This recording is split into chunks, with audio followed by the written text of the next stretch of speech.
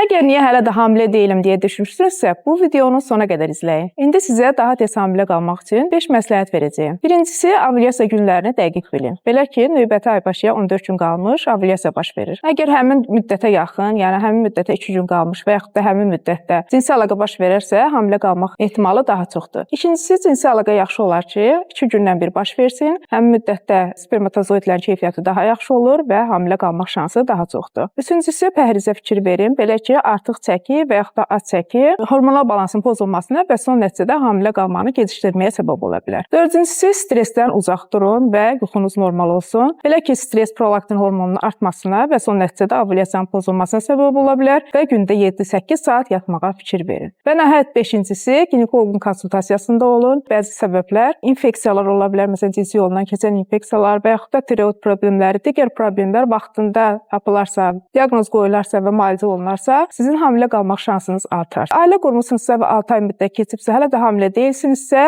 artıq həkimə müraciət etməyin vaxtıdır. Əziz qadınlar, bu və ya digər suallarınız varsa, mənə müraciət edə bilərsiniz.